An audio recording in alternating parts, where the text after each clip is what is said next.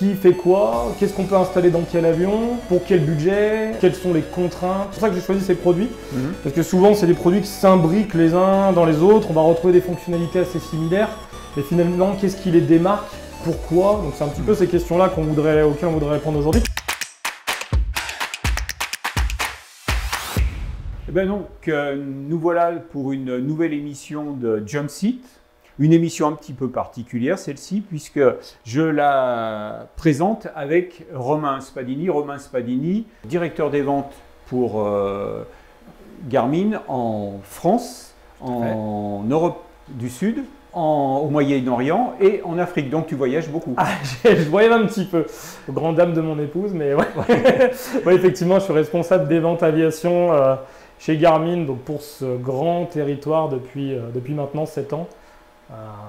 Et avant ça, bon, on s'est connus un peu avant, Gilles également, mais avant ça, j'ai travaillé 10 ans dans un atelier d'aéronautique, de maintenance et de modification. Donc tu étais de l'autre côté de la barrière, et là cette fois-ci tu es passé loin. Cette fois-ci, depuis 7 ans, tu es venu devant la barrière.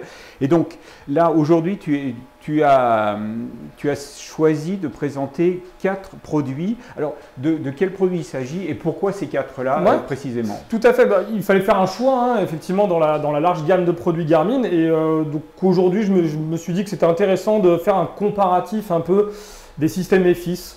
Alors quand je dis FIS, c'est tous les systèmes électroniques de navigation primaire, donc ça va être vraiment les remplaçants des instruments de navigation traditionnels, donc altimètre, horizon, plateau directionnel, vario, enfin voilà, le fameux six-pack américaine. Les six fonctions de base dans un avion. Tout à fait. Et donc l'idée de ce comparatif, c'est effectivement on a 4 produits qui rentrent dans cette case-là, et avec des coûts complètement différents, avec des aspects certification complètement différents, avec des fonctionnalités différentes. Donc l'idée aujourd'hui de la présentation, c'est un peu de voir ces 4 produits et de voir un petit peu qu'est-ce qu'ils font, et puis voir comment ils se comparent les uns aux autres sur ces différents aspects. Alors je rassure le chat, on va parler prix, on va parler également d'installation, mais on va commencer par parler de fonction. Et donc on va passer en revue. Je pense que le plus simple, c'est de passer en revue chacun des 4 instruments pour voir quelle fonction il remplit effectivement dans un cockpit. Savoir aussi si on peut le mettre dans un ULM ou dans un avion certifié, ça c'est très très important. Donc on commence par lequel alors? On va commencer par le plus simple. Alors c'est pas péjoratif, mais on va commencer par le plus simple, celui qui fait un peu le moins de choses et qui va être le plus efficace en termes de coût. D'ailleurs, je vois qu'il y a Pilot Jeff qui demande est-ce que les G5 se vendent bien. Justement, on va commencer par le G5 et je peux effectivement confirmer que les G5 se vendent bien. Parce que ça effectivement, c'est une nouveauté qui date de combien de temps? Alors le G5 a à peu près, je ne l'ai plus en tête, mais 4-5 ans. 4-5 ans. Ouais, bien 5 ans. Je me souviens quand il est apparu. Nous, quand je dis je me souviens, c'est qu'à l'époque, j'étais du côté donc du journaliste qui écrit des articles, et c'est vrai qu'il avait suscité beaucoup d'intérêt. Alors, quelle est sa fonction précise dans le cockpit? Vraiment, le G5, ça reste, donc comme je disais, une solution assez simple. Alors quand je dis simple, c'est qu'elle ne va pas être invasive en termes d'installation. On va y revenir, mais il n'y a pas besoin de découpe de la planche de bord, et il n'y aura pas besoin d'une installation lourde conséquente. En termes de coût, on reste sur un coût contrôlé. On parle de 2 500 € environ pour un horizon.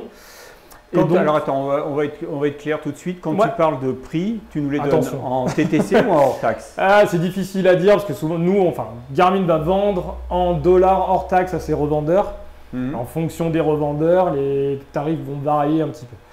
Donc c'est une tranche, on va dire, c'est un prix moyen hors installation. D'accord. Et ça va dépendre un peu des pays et des revendeurs. Donc vraiment les fonctions, effectivement, comme tu disais, en termes de fonctionnalité, ce G5, il est certifié comme remplaçant primaire d'un horizon ou d'un plateau directionnel. D'accord. Donc il fait beaucoup plus, on va le voir un petit peu en détail, mais de manière primaire, ça veut dire que si tu veux vraiment remplacer, si tu as un horizon en panne ou un horizon vieillissant, tu peux le remplacer par un G5, par contre tu vas conserver ton altimètre, ton variomètre, même si c'est des infos qu'on va retrouver au niveau du G5. D'accord. Jette un œil au chat un petit peu. Donc, victime de son succès, le G5. Alors, victime de son succès, oui et non. Au début, vous aviez quand même du mal à on a eu un peu des problèmes. Ouais, on a eu du mal à suivre la demande. Dernièrement, ça a été un petit peu plus compliqué. Bon, on a eu les mêmes problèmes que beaucoup d'autres avec les aspects supply chain, etc. pendant la période Covid. Aujourd'hui, on a pratiquement tous les produits en stock. On a eu des gros soucis de délai pendant quelques mois. Mais là, c'était conjoncturel. Là. Ouais, tout à fait. Et puis, on a eu quelques soucis de batterie sur les G5. Bon, on s'en cache pas. Hein, il y a eu des petits soucis. On en est à la 3e génération de batteries sur les G5. On a des batteries qui posaient un petit peu problème sur ces G5. Alors, je t'interromps là, je vois une Charlie Fox 3133. Y aura-t-il bientôt des manuels et surtout des tutoriels vidéo en français? Alors, je serais tenté de dire que c'est ce avec Romain, c'est ce qu'on aimerait mettre en place. C'est-à-dire des tutos vidéo et même plus que vidéo, des tutos sur Twitch, c'est-à-dire que vous pouvez poser les questions et on vous y répond en direct. Et en français. Donc on va voir. Pour l'instant, on fait cette émission, on voit comment ça se passe et ensuite on envisagera une suite à donner. Ouais, effectivement, on a des lignes. Alors en termes de ressources francophones, on est un petit peu limité. Hein. Comme tu le sais, Gilles, j'étais pendant longtemps le seul français chez Garmin Aviation. Aujourd'hui, on a un peu quelques collègues qui ont rejoint l'équipe. Malheureusement, on n'a pas vraiment les ressources pour faire les traductions dans toutes les langues, et pas que le français d'ailleurs. Hein. Si on traduisait en français, il faudrait qu'on traduise dans d'autres langues. Mais effectivement, c'est une remarque qu'on a assez régulièrement. C'est des produits qui ne sont pas forcément simples et pour lesquels on a que des manuels aujourd'hui en anglais. D'accord. Bon, vu que c'est un peu la langue aéronautique, malgré tout l'anglais, même si en France on est un peu, un peu à part là-dessus.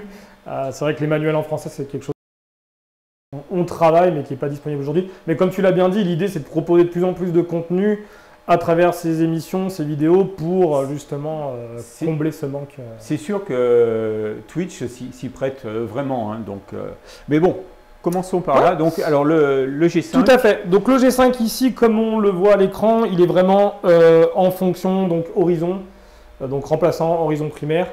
Donc on va retrouver en fait comme je te le disais, on va retrouver vraiment plus d'informations. Hein. Ici, si on le voit à l'écran, on a vraiment donc l'altitude qu'on va retrouver ici sur la droite, le variomètre sur le côté. On a ici notre vitesse. Et on va retrouver les plages de vitesse. Donc là, on ne les voit pas sur ce G5 en démonstration, mais on va avoir bien sûr les plages de vitesse. Donc la plage blanche, la plage rouge, la plage orange, etc. en fonction de l'avion. L'horizon, bien entendu, la bille. Ici, l'aiguille en haut. Donc vraiment, on a vraiment les 6... Enfin, si on voulait vraiment, en termes de fonctionnalité, on retrouve les 6 fonctions primaires dont on parlait tout à l'heure. Par contre, en termes de certification, il est reconnu en indicateur primaire que comme horizon ou comme plateau directionnel. D'accord. Voilà. Donc là, je vais le basculer en plateau directionnel. Alors, ça, c'est une variante qu'on aura sur ULM. Donc le G5, à la base, est un produit qui a été développé pour l'expérimental et l'ULM.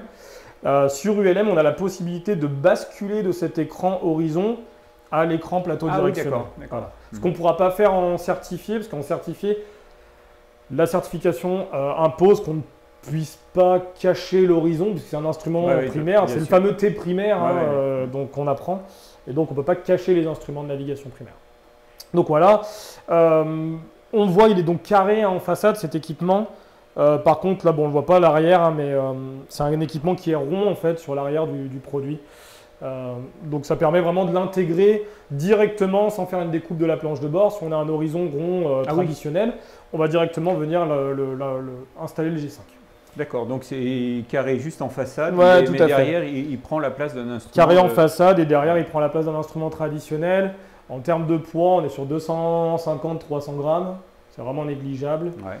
On a une batterie secours à l'arrière qui nous donne 4 heures d'autonomie, donc si on perd l'alimentation électrique à bord, on va pouvoir utiliser le G5 qui est certifié en horizon secours si on a un G500 ou un G3X par exemple, grâce à sa batterie de 4 heures.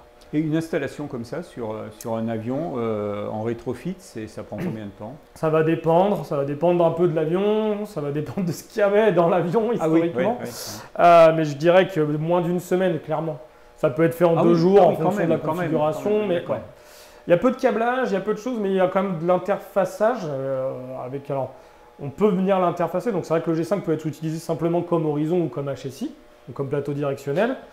L'avantage, si on en a deux, alors on le voit peut-être pas, mais sur l'autre, on a une autre bande démo derrière où on a deux. On a deux en configuration horizon et plateau directionnel.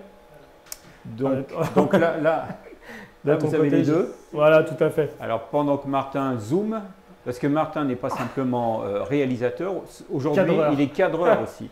Donc c'est ça, Twitch, on fait tout, voilà. Donc voilà, le côté de Jill, effectivement, on a une config où on en aurait deux, hein, l'horizon et le plateau directionnel. L'avantage de cette configuration, c'est que si notre horizon tombe en panne, super cadrage. Ouais, voilà. Et donc là, si l'horizon tombait en panne, l'avantage, c'est qu'on a une réversion, donc le HSI deviendrait l'horizon. Et l'avantage qu'on a également avec cette configuration, c'est que vous pouvez du coup vous débarrasser de votre pompe à vide. D'accord. Voilà, donc sur les installations traditionnelles, habituellement, la pompe à vide, elle permet d'alimenter et l'horizon et le plateau directionnel. Donc quand on passe sur une configuration comme ça, on dégage la pompe à vide, ce qui fait un gain en termes de poids assez conséquent. Et puis surtout, ça tombe en panne les pompes à vide tous les 2 ou 3 ans. Donc voilà. Mais vraiment, c'est un remplacement, et c'est vrai que tout le monde ne le connaît pas, cet instrument. C'est un remplacement qui est assez économique. Quand on voit le prix aujourd'hui d'un horizon pneumatique ou un horizon électronique sur le marché, on est sur des produits qui vont déjà coûter au moins 1 500 € et qui sont vraiment obsolètes en termes de technologie. Donc le G5 est un poil plus cher, mais au final, c'est une entrée dans le monde de l'EFIS, dans le monde du digital, sans se ruiner complètement. Et tes clients ont tendance à faire ce pas-là? Ouais, tout à fait. Alors c'est vraiment un produit qu'on retrouve sur les avions écoles ou les avions. Réellement, ça fait aucun sens de mettre une configuration sur une planche de bord, par exemple, où on va être rapidement sur 50, 60, voire 100 000 € d'investissement. Ça ne se justifie pas forcément sur certaines machines. Je parle des Cessna 152, même 172, du Robin ou autre. L'investissement ne va pas forcément se justifier. On est presque au prix de l'avion dans certains cas. Le G5, c'est vraiment le produit, je dirais, d'entrée, comme je disais, pour rentrer dans ce monde de l'EFIS. Il a vraiment des fonctionnalités pour remplacer ces 6 instruments de base, même si en termes de certif, on garde quelques pendules. Et puis, ça interface très bien avec du pilote automatique, de la ComNav, des choses comme ça. Et donc, l'étape suivante, la grande marche là, c'est le GI 275, c'est celui-là? Ouais, tout à fait. Alors, on est sur un produit différent, vraiment. C'est un petit peu le GI 275. Effectivement, quand il est sorti, on nous a dit bon, c'est quoi? C'est le nouveau G5, c'est le G5 Plus, c'est le G6. Déjà, celui-là, il était rond. Ouais, tout à fait. C'était aussi. Alors, ça, voilà, on s'est différencié un peu du G5.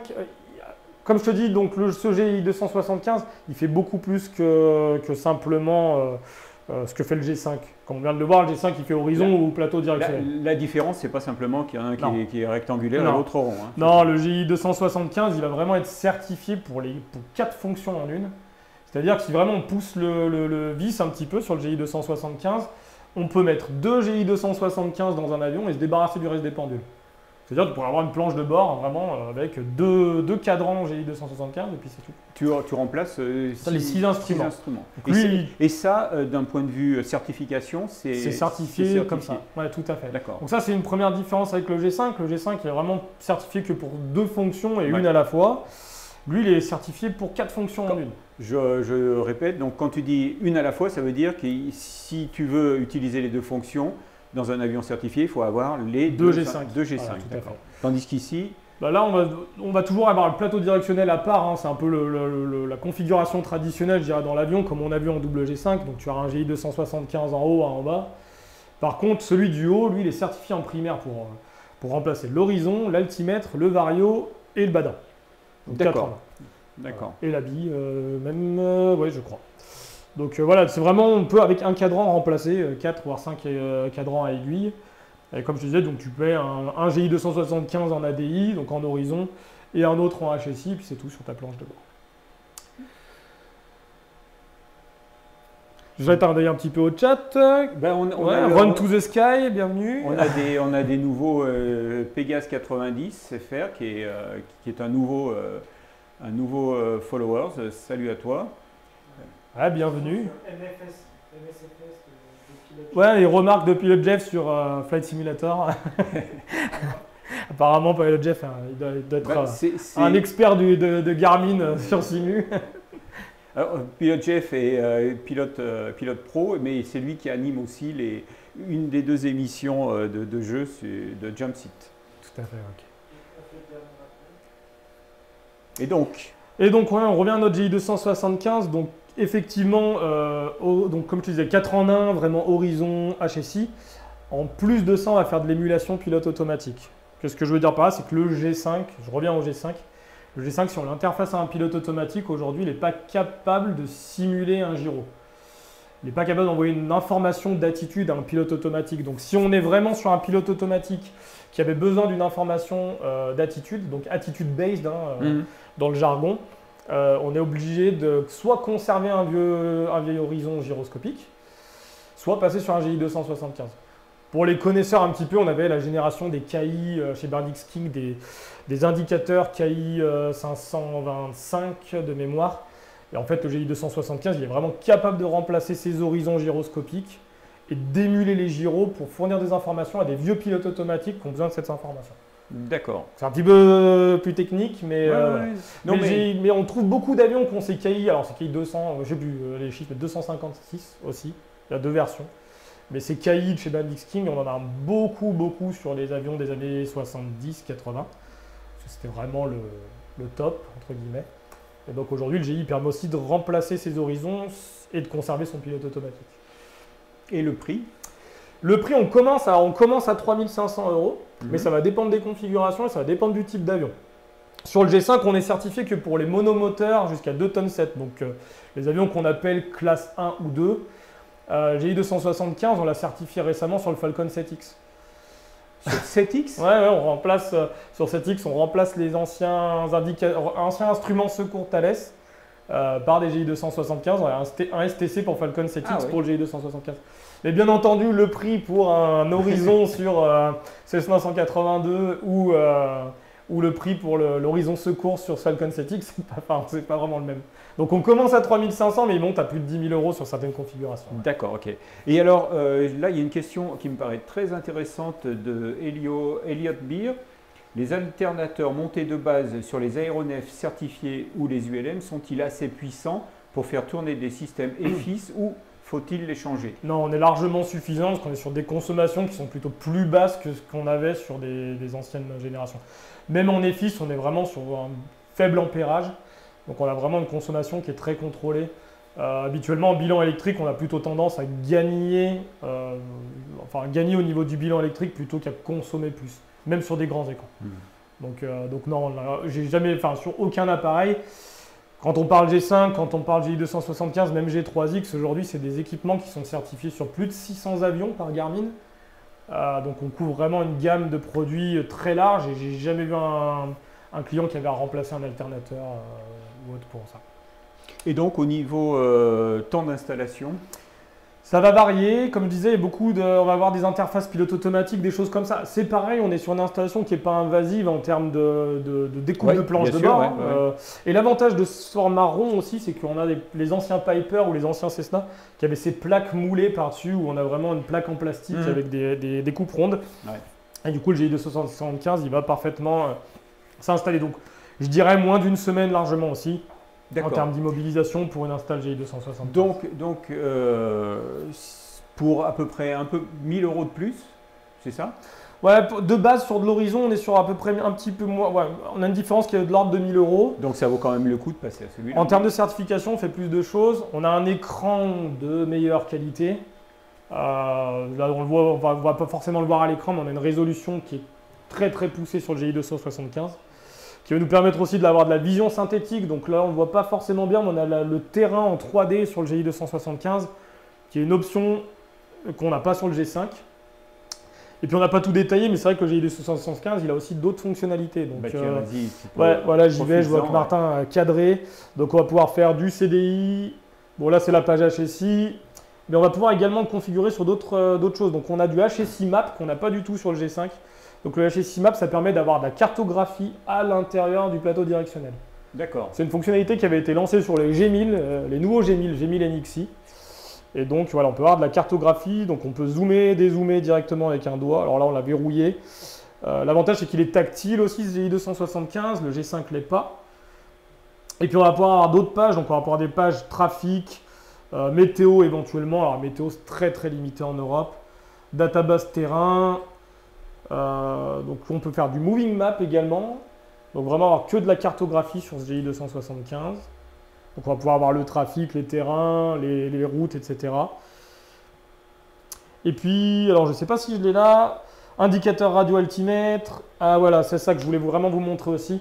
Une autre fonctionnalité très importante du GI 275 qui a vraiment rien à voir avec le G5 et de tout ce dont on vient de parler, c'est qu'il il peut être aussi utilisé comme indicateur moteur. D'accord. Donc on peut le configurer. Alors là, je change de page parce que c'est un équipement de démonstration, mais si on le dédie à un usage dans l'avion, on va conserver une page, on va le verrouiller sur cette page. Mais là, par exemple, on est sur de l'indication moteur. Donc on peut remplacer nos indicateurs moteurs. En plus, donc… Tout à fait. Alors ça va être, du coup, il va faire plusieurs GI 275 là pour le coup. C'est quand on a une indication moteur comme ça. Ça, il faut que tu le gardes alors, le garde tel quel. En permanence. Il va être figé comme ça. Donc là, on le voit, il est sur du 6 cylindres, donc il va être compatible 4-6 cylindres. Principalement moteur Continental, Lycoming, donc assez classique. Et il va remplacer en primaire toutes les informations d'indication moteur. Donc on aura la pression d'huile, température d'huile, le fuel flow, les CHT, EGT, les tours moteurs, la pression, enfin le manifold pressure. Et puis après on va avoir tout ce qui est, alors là je ne l'ai pas forcément, j'ai les quantités de carburant, puis on a aussi un assistant pour tout ce qui va être donc auxiliaire. Qu'on retrouve ici, donc ça va être alimentation électrique et ça va être également calcul des consommations. Là j'ai une autre page toujours sur les CHT EGT. Et ici j'ai un petit computer carburant donc qui va me donner mes consommations en temps réel, qui va me donner mon endurance, mon carburant restant, etc. D'accord, oui. Donc voilà, ce GI 275, comme tu le vois, il fait beaucoup plus qu'un G5. Oh, oui, c'est l'instrument à tout faire là. Ouais, c'est vraiment l'instrument à tout faire. Alors après voilà, on va le dédier, c'est ce qu'on disait un petit peu, c'est le côté vraiment, c'est l'instrument versatile, quoi. Il peut vraiment tout faire, par contre il faut le dédier à un usage quand même, et en fonction des usages, le prix ne va pas être le même. D'accord. Ça, il faut bien le garder en tête aussi. Ça veut dire que sur une planche de bord, vous conseillez l'installation de deux instruments ou plus? Ça va dépendre de ce qu'on veut faire. On arrive vraiment sur des configurations où on a des gens qui vont mettre 4, 5 GI 275. Après, la question qui se pose quand on va mettre 4 ou 5 GI 275, c'est est-ce qu'on reste sur ce format de cadran rond où on a finalement une zone d'affichage qui est assez réduite, ou est-ce qu'on passe sur justement du grand écran qu'on va voir après, avec du G3X Touch, avec du G500 TXI, et là c'est un peu la différence. Jette un œil vite fait au chat. Qu'est-ce qu'on nous dit sur le chat? Il y avait une question concernant l'entraînement, tu vois, c'est Slack. Est-ce qu'il existe des simulateurs pour s'entraîner sur les différents Garmin en ligne ou au software? Ouais, alors il existe certains, on a des simulateurs, donc vous pouvez aller sur le site de Garmin, vous tapez Garmin Aviation, et on a des simulateurs donc, sur PC.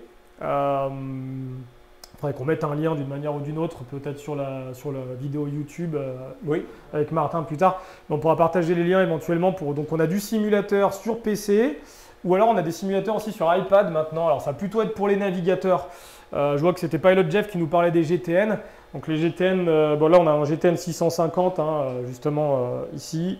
GTN, on en parlera peut-être dans une autre émission si ça vous intéresse, parce qu'on va vraiment être sur les navigateurs GPS. Mais par contre sur iPad on a des trainers, alors ça va s'appeler GTN Trainer, GPS Trainer et TXI Trainer pour le G500, qui sont donc des applis sur iPad qui sont gratuites, que vous retrouvez sur l'App Store. Et avec l'interface tactile, ça va être assez similaire à l'expérience réelle qu'on pourrait avoir avec les équipements. Pegaso FR, en version EIS, faut-il changer les sondes du moteur ou les sondes existantes peuvent-elles être interfacées? Non, la plupart du temps, on change les sondes moteur. Alors, il faut revérifier au niveau des manuels. Certaines sondes sont compatibles, d'autres non. Donc ça c'est vraiment au niveau des manuels, c'est vraiment l'intégrateur qui va être capable de le dire. C'est pour ça que je disais qu'il faut se méfier du coût. L'indicateur en lui-même n'a pas forcément un coût supérieur. On va rester sur les 3500, un petit peu plus. Par contre, il va potentiellement falloir prévoir un kit d'indication moteur. Donc les sensors, on est dans les 1000 €, voire un peu plus pour les kits sensors. Là, donc si on se limite sur la France, la Belgique par exemple, puisque là on est en version francophone, et la Suisse aussi, comment on choisit son atelier? Parce que tous les ateliers sont capables d'installer ces instruments sur un avion. Donc Garmin vend pas du tout d'équipements. Enfin, nous, Garmin Aviation, on ne vend pas du tout ces équipements en direct. On les présente lors des vidéos, on les présente lors des salons, etc. Par contre, on s'appuie sur un réseau de revendeurs qu'on a sélectionné pour faire ces installations. Donc ça veut dire que typiquement, on leur demande d'avoir un agrément d'atelier aéronautique. Donc avant, on leur demandait un part 145, maintenant ça peut être un part EF. Même quand il s'agit d'ULM? Non, en ULM, on est à part, on est non certifié. Donc l'ULM suit aussi un peu la notion de home builders, donc de constructeurs amateurs, qui est très présente surtout aux États-Unis, enfin qui est importante. Et là, par contre, tout ce qui va être produit, par exemple G3X Touch, G5 non certifié, ça peut être vendu même par certains pilot shops, etc. D'accord, ok. Malgré tout, ces revendeurs habituellement sont quand même homologués par Garmin. Donc, sur le certifié, il faut vraiment que ce soit des ateliers agréés. Sur le non certifié, on est un peu plus souple, même si ça reste quand même souvent des revendeurs Garmin qu'on connaît, avec qui on a des relations en direct, qui suivent des formations. Voilà. Sur la France, il y a combien d'ateliers agréés? Sur la France, on a une petite dizaine d'ateliers agréés aujourd'hui. Okay. Ça bouge un peu, hein. Il y a des ateliers qui disparaissent, d'autres qui apparaissent, donc on reste dynamique, hein. On essaie d'être à l'écoute aussi des clients. On se rend compte que par exemple pour les clubs ou autres, c'est plus délicat de déplacer les avions. Donc on a des propriétaires avec du TBM ou autres qui ne vont pas hésiter à faire des kilomètres ou des heures de vol pour aller dans l'atelier de leur choix. C'est vrai que typiquement sur de l'aéroclub, on voit quand même plus que les clubs restent en local, que ce soit pour leur maintenance ou pour les installations avioniques. Donc on essaie de suivre un petit peu ce marché, que ce soit en France ou dans d'autres pays. Et de rester à l'écoute. On reçoit beaucoup de demandes aussi d'ateliers qui veulent devenir revendeurs Garmin. On a un petit peu le monopole sur ces produits aujourd'hui, et donc forcément, il y a beaucoup de gens qui aimeraient pouvoir installer ces produits. Mais on essaie de garder une cohérence dans le marché, de ne pas trop diluer justement ces compétences, et puis de garder un contrôle sur nos revendeurs pour être sûr qu'ils installent bien les produits de manière professionnelle. Si le produit ne marche pas, ça peut venir de l'installation et forcément ça a un impact sur Garmin si demain vous avez un produit qui ne fonctionne pas très bien. Alors, je reviens, avant qu'on passe à l'instrument suivant, iPad seulement ou tablette Android? Là, il s'agissait des formations. Pour les trainers, bonne question. Vérifier, je ne suis pas certain qu'on ait une version Android. Je sais que pour notre application, par exemple, sur Garmin Pilot, on a les deux versions, on a iPad et Android. Pour les simulateurs, ce serait à vérifier, mais je n'ai pas l'information. Je suis certain sur iPad, mais je n'ai pas la certitude sur Android. Donc voilà sur le GI 275. Si une chose que je voulais te dire aussi, Gilles, c'est qu'on avait parlé un petit peu des Robins, on a parlé un peu de club. Et c'est vrai qu'on a un peu des limitations en termes de certification. Donc, comme je te disais, Garmin a pour habitude aujourd'hui de faire ce qu'on appelle des AML STC, c'est un peu barbare, mais… Donc ça veut dire des extensions de certification qui permettent de mettre vos instruments dans des avions certifiés et d'être en règle.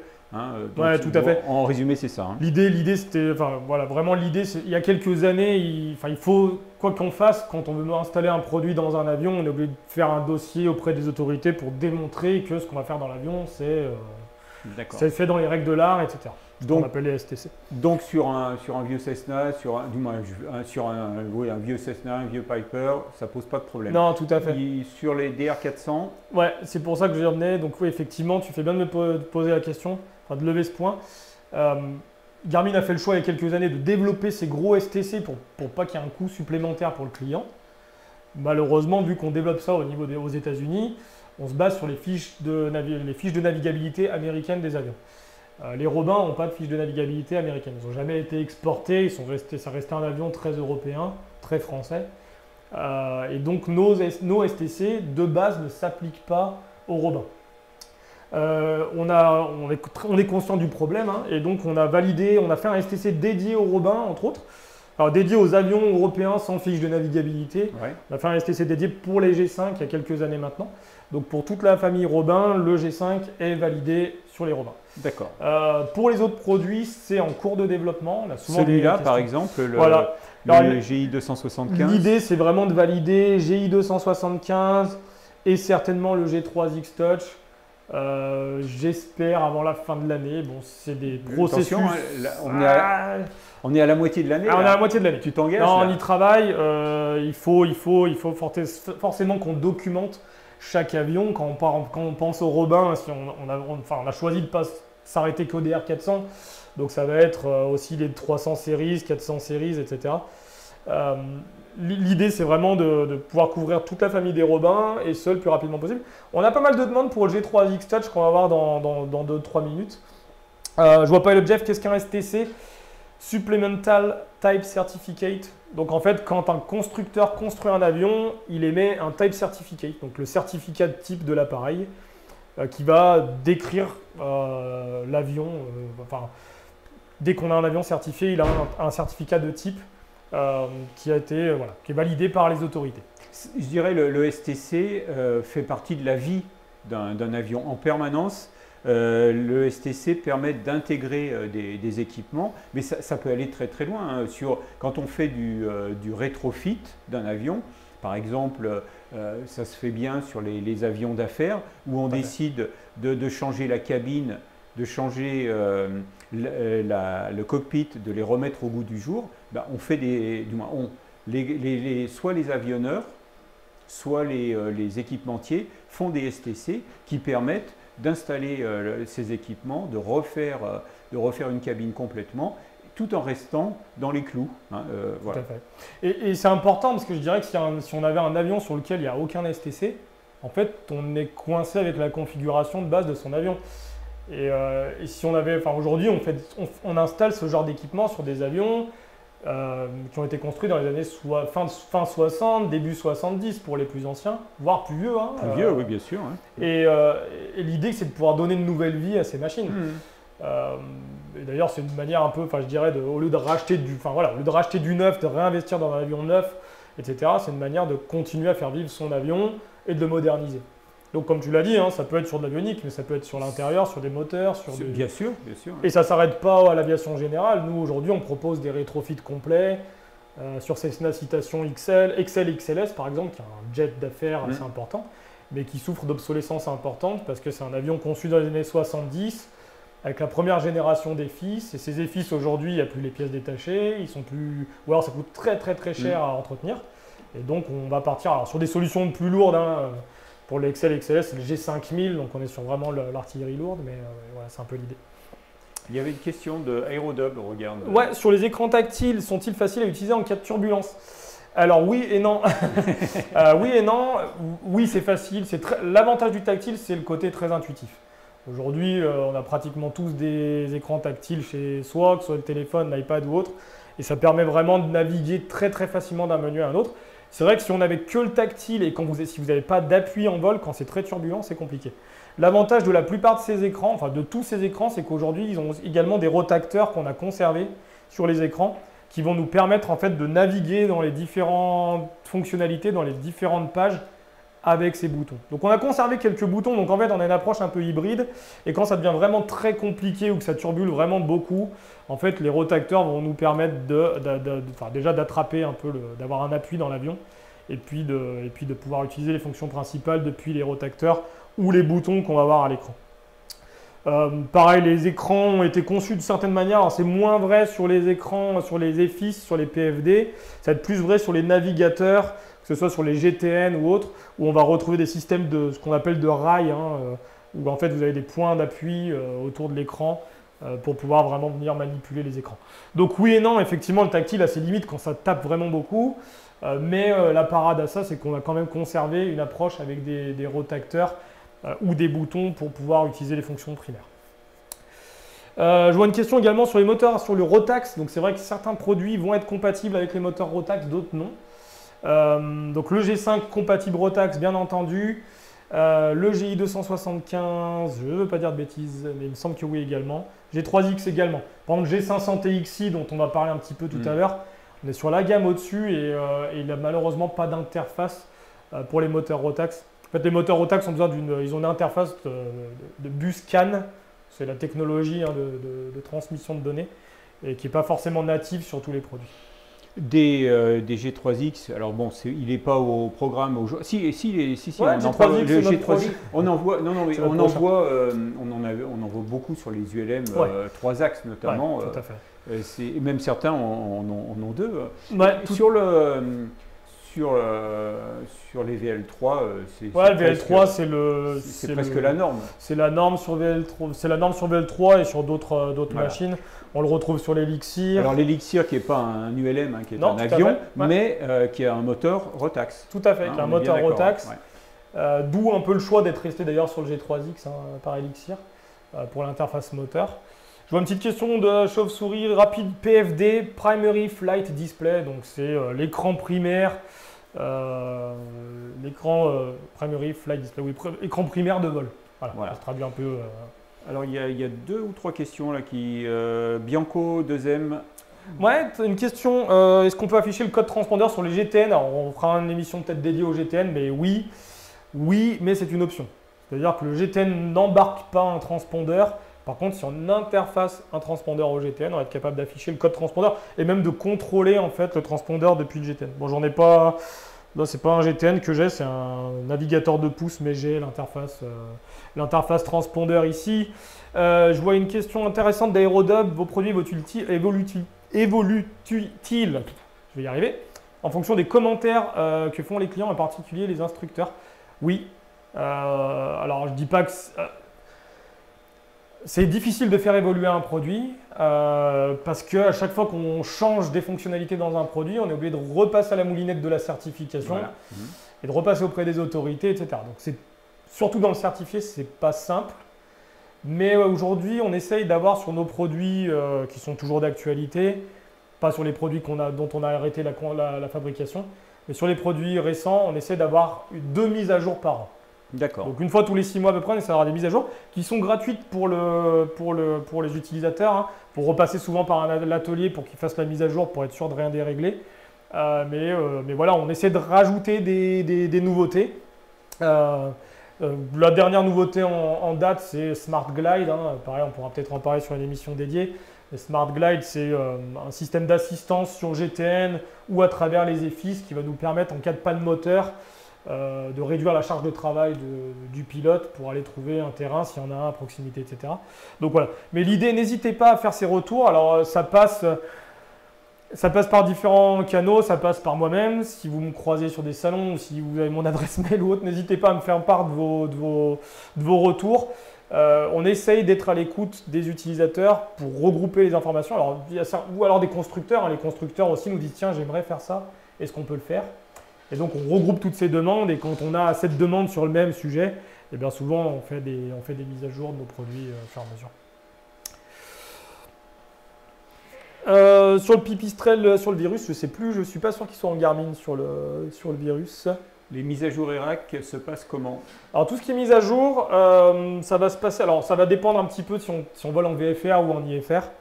En VFR, on aura moins d'obligations réglementaires. On va voir un peu sur le G3X, on peut afficher les cartes OACI, des choses comme ça par exemple. Sinon, pour tout ce qui va être plutôt donc IFR, on va avoir des mises à jour. Donc on va avoir les fameuses mises à jour de Navdata tous les 28 jours, etc. Donc ça se fait soit par carte SD. Donc sur tous nos équipements, on a des slots avec des cartes SD. Donc les cartes SD, après, bon voilà, à travers un ordinateur, on va faire nos mises à jour, soit sur flygarmin.com, soit chez Jepsen, qui est toujours quand même un des gros fournisseurs, on va dire, de databases. Et aussi, on a d'autres outils aujourd'hui, nous, chez Garmin, qui permettent de faire de la mise à jour plus facilement. Ouais, automatiquement, bah, tu l'as couvert il n'y a pas très longtemps, Gilles, effectivement. Le lancement de PlaneSync, donc du GDL60, qui est un outil qui va permettre de faire les mises à jour automatiquement. On a aussi le Flightstream 510 qui va faire les mises à jour en Bluetooth. Enfin voilà, on a différentes choses qu'on pourra peut-être voir une autre fois. Et non, ce n'est pas gratuit les mises à jour malheureusement. Non, effectivement. Et comme je disais souvent, enfin voilà, on dépend toujours quand même de Jepsen comme fournisseur, même Garmin. Donc vous pouvez acheter les mises à jour chez Garmin, mais souvent ça passe par un système d'abonnement.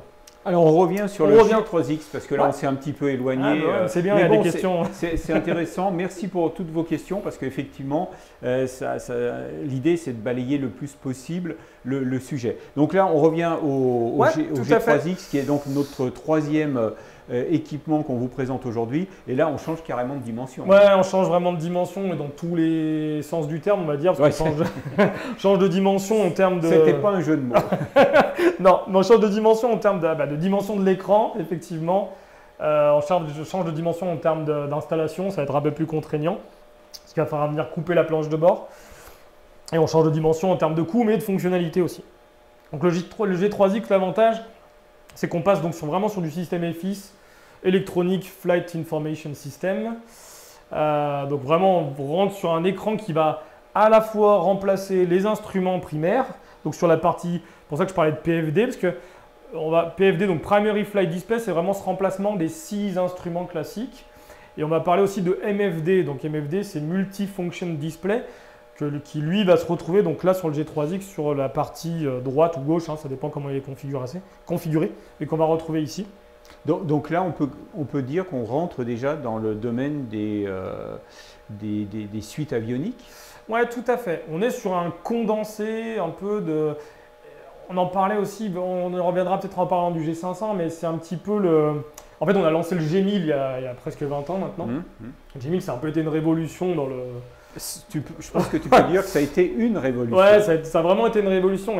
Et vraiment, bon, alors, les avantages du G1000 quand il est sorti, c'est qu'il intégrait toutes les fonctionnalités, y compris les instruments moteurs, etc., dans un seul système. L'inconvénient du G1000, c'est qu'il est lourd à mettre en œuvre et que le G1000 aujourd'hui, il est proposé que sur certains avions et que par le constructeur. On n'a pas de... Enfin, ça serait très compliqué à mettre en œuvre en termes de rénovation. De rétrofiter, ça serait compliqué. Voilà. D'accord. Ça serait compliqué et pas vraiment efficace en termes de coût non plus. Et vraiment, moi, de mon point de vue, je préfère une configuration comme ça qu'un G1000. G1000 est très... on parlait d'évolution, mais en fait, le G1000 n'est pas très évolutif. Une fois qu'on est dans un système G1000, en plus, on dépend souvent du constructeur qui va, lui, contrôler ce qu'on peut mettre comme mise à jour ou pas dans son G1000. Donc le G1000, c'est un petit peu... On a des clients qui sont coincés avec les G1000. On a une génération sur Diamond ou Mooney où il n'y a pas eu les upgrades WAS, donc pour la précision GPS, pour permettre de faire des approches IFR de précision. Il y a eu un coche qui a été un peu raté et il y a des clients qui sont coincés avec des avions qui ne peuvent plus faire d'IFR. D'accord. Malgré qu'ils aient un G1000. Bon, je pense qu'on revient sur le G1000. Je pense qu'on pourrait faire toute une série d'émissions parce qu'il y a effectivement beaucoup de choses. Ouais, tout à fait. Mais pour revenir à ta question, l'idée en fait, c'est que justement, beaucoup de gens nous ont dit le G1000 c'est génial, je le veux dans mon avion.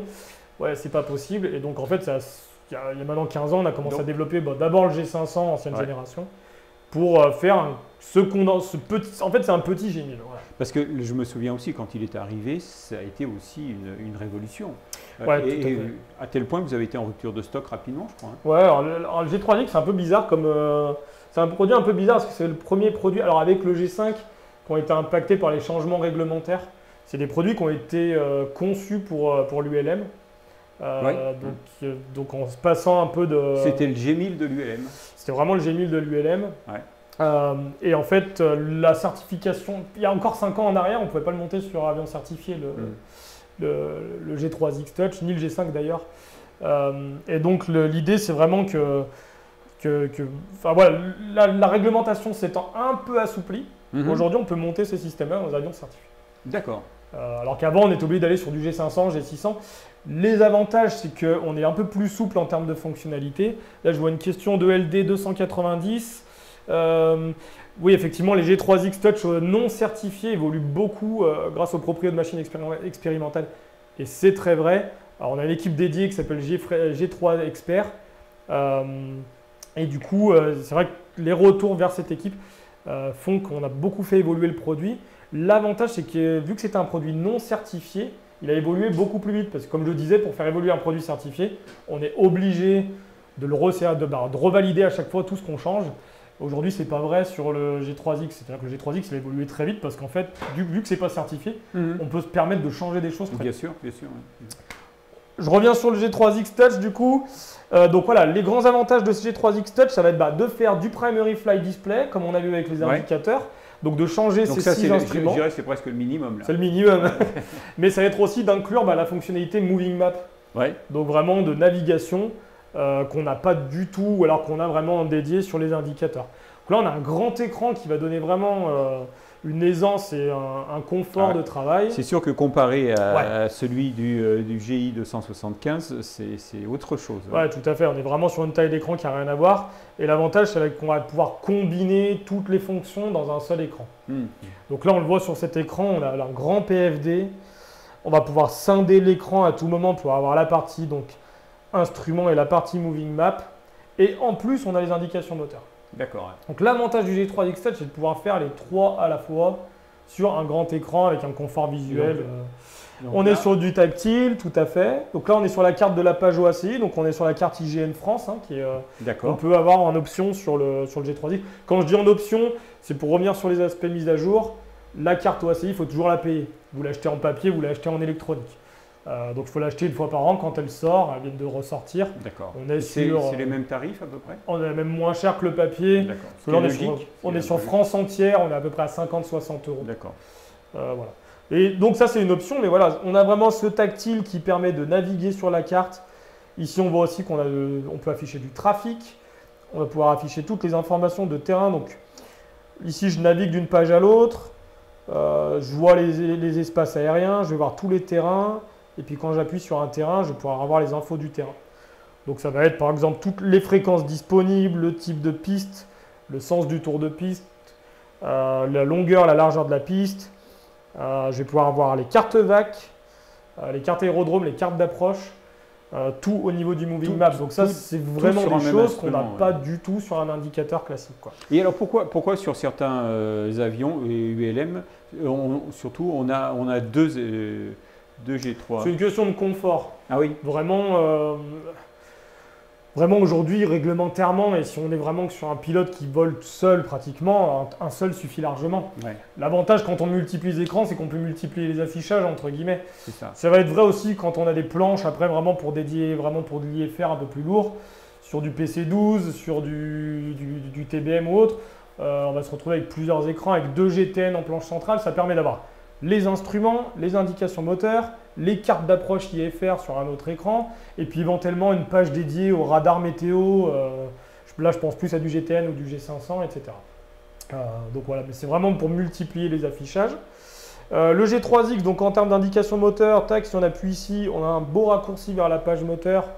Donc ici, on est sur du 4 cylindres, mais on va pouvoir gérer du 4, 6. En expérimental, on gère même jusqu'à 12 cylindres sur le G3X Touch. On est limité en certifié à du monomoteur. Ça va être une des limitations du G3X Touch. C'est qu'on est vraiment certifié que pour du monomoteur piston jusqu'à 2,7 tonnes. Donc encore une fois, classe 1, classe 2. Donc à l'avenir, j'espère les Robins rapidement. Mounet, Cessna, 172, 182, autres. Quand tu dis j'espère sur Robin, tu es bien placé quand même pour savoir où ils en sont. Nous, on est en train de déposer les dossiers à l'EASA. D'accord. Donc on a fait toute notre étude. C'est bon signe. C'est bon signe. Maintenant, on est un peu dépendant des délais de traitement des autorités aéronautiques. D'accord. Mais on est assez confiant. Ce produit, on l'a certifié sur comme je disais, plus de 600 modèles avions aujourd'hui. Donc bon, il faut prendre en compte les spécificités du DR400, dont la construction bois. Mais après, au-delà de ça, je ne suis pas très inquiet sur l'échéance. D'accord.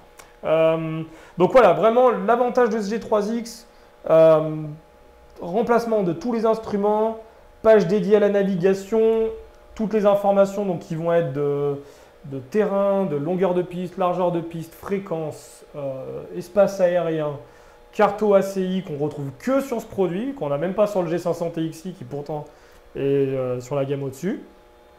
On va retrouver les pages de plan de vol. Alors le plan de vol, on va pouvoir soit changer son plan de vol, donc rajouter des points, etc.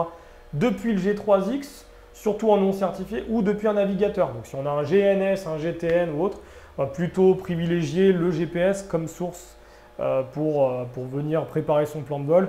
On va garder vraiment l'affichage à ce niveau-là. Puis après, on a des pages dédiées donc, pour la météo, alors pas disponible en Europe malheureusement aujourd'hui. Pour le terrain, pour le trafic, si tant est qu'on est… Ça dépend pas de Garmin, ça. Non, ça ne dépend pas de Garmin. La météo, malheureusement, c'est la technologie qui n'est pas présente aujourd'hui en Europe. Le système est capable de recevoir des infos météo depuis de la DSB. Donc ça va être au niveau du transpondeur, et aux États-Unis, ils ont tout un réseau de stations sol qui renvoient les informations météo.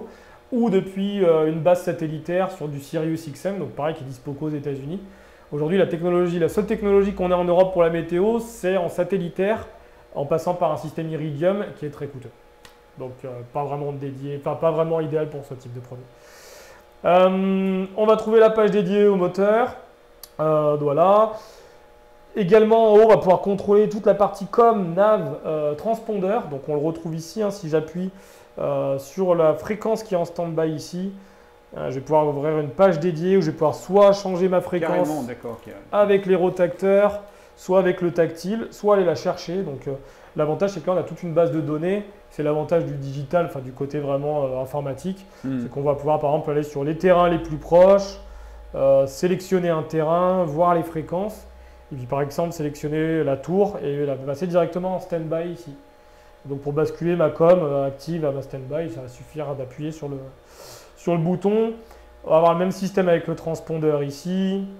Donc, voilà, vraiment un système qui est en plus relativement intuitif. Et donc, comme je te l'expliquais, donc voilà, sa seule limitation, ça va être que, alors il est certifié en VFR et en IFR pour les monomoteurs à piston jusqu'à 2,7 tonnes. On va couvrir donc en certifié unique, enfin pour les Lycoming, donc 4-6 cylindres, et pour les Rotax à confirmer sur le certifié, j'ai un petit doute. Il y a quelques limitations, donc en certif, si on monte sur du plus gros, du bimoteur, de la turbine, on passe tout de suite sur du G500 TXI ou du G600 TXI. Dont on va parler après. Dont on va parler rapidement, même si on ne l'a pas aujourd'hui. Voilà, mais avant de passer au G500 TXI, il y a 2 ou 3 questions là, qui appellent des réponses. Alors vas-y.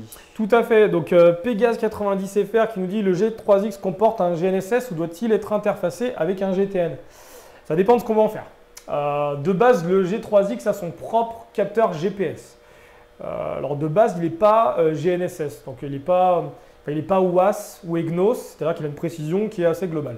Pour du VFR, c'est largement suffisant. Ça va vous donner votre position de l'avion sur l'écran, point à la ligne.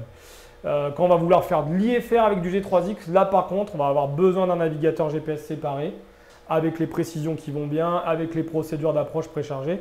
Donc si on fait que du VFR, le GPS du G3X suffit largement. Si on passe sur de l'IFR, on est obligé d'avoir un GNS, un GTN ou un navigateur de pouce comme le GPS 175 avec une précision GNSS, etc. Le trafic ADSB, oui, sur G3X, ça va être uniquement du trafic ADSB. Donc ça veut dire qu'on va pouvoir afficher du trafic depuis notre transpondeur ADSB ou un récepteur ADSB dédié qui existe sur le marché. Par contre, c'est une des limitations du G3X, on ne va pas pouvoir y venir interfacer de TAS, de TICAS, qui sont des produits qu'on retrouve plutôt sur des avions donc plus haut dans la gamme. Et donc ça va être limité au G500 TXI, G600 TXI. Récepteur GPS est-il compatible Galileo? Question un petit peu complexe. Oui. Par contre, au niveau réglementaire aujourd'hui, vu qu'il n'y a pas vraiment de réglementation existante au niveau de ce qu'on peut faire ou pas avec Galileo, c'est difficile d'en parler. Enfin, si vous voulez, les capteurs GPS sont capables d'acquérir la constellation Galileo. Après, qu'est-ce qu'on en fait en termes de navigation? Aujourd'hui, ce n'est pas vraiment décrit réglementairement, donc voilà, je n'ai pas vraiment d'informations là-dessus. Doit être interfacé avec un GPS externe, G3X, 7 pouces portrait, paysage et en 10 pouces paysage. Donc ouais, je pense que ça revient un peu à la question précédente, j'ai un peu un doute, mais donc effectivement, le G3X Touch, il existe dans 3 dimensions différentes. D'ailleurs, je suis devant, mais on le retrouve en 7 pouces paysage et 7 pouces portrait. 7 pouces paysage, il est disponible que en non certifié. Mais sinon, dans la gamme certifiée, on va être soit sur le grand écran comme ça, soit en 7 pouces portrait.